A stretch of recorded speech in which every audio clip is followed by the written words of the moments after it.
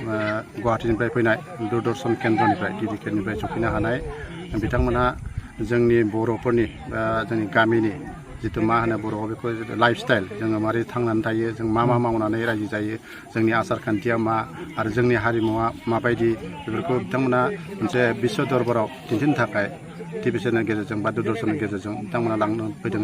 जेरै फुंनिफ्राय जोङो गिबि हाबाफारि हिसाबै गिबियाव ना गुरनायखौ दिन्थिबाय। बिनि उनावहाय जोंनि बर' हारिया जिहेतु हाग्रा बंग्रानि मैगं खानानै जायो जेरै थास' बिथ'राइ खानाय थास' आथिं खानाय दिंखिया खानाय मानिमुनि मैगं खानाय बायदिसिना मैगं हाग्रानि मैगं खानाय बेखौ दिन्थिबाय।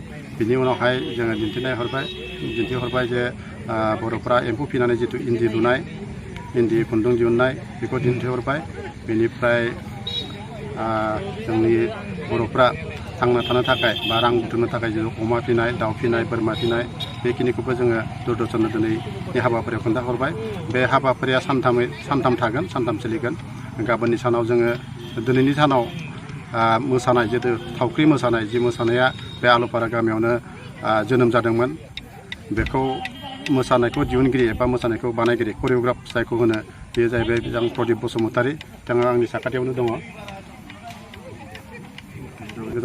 बिथाङानो बे थावख्रि मोसानायखौ करिय'ग्राफार। बेखौ जोङो टिभिनि गेजेरजों बा दूरदर्शननि गेजेरजों दिनै मोसानानै दिन्थिहरबाय।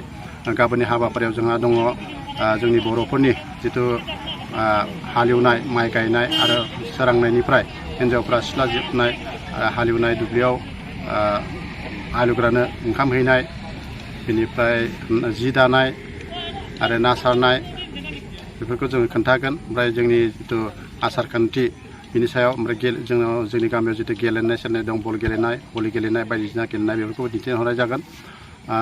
बेजों लोगोसेनो जितु धोरोमारि खान्थि बेखौबो जोङो दिन्थिहरगोन। बर'नि जेसेबां आसार खान्थि दङ जोंनि जेसेबां हारिमु दङ बे DD-केनि गेजेरजों बा गुवाहाटी दूरदर्शन केन्द्रनि गेजेरजों बुहुमाव जोंनि बर' हारिमु बेखौ दिन्थिहरनो थाखाय जोङो नाजादों एबा गाबोन सानथामसिमाव बेखौ जोङो दिन्थिहरबाय थागोन। सानथामनि प्रग्राम लानानै फैदों बिथांमोन।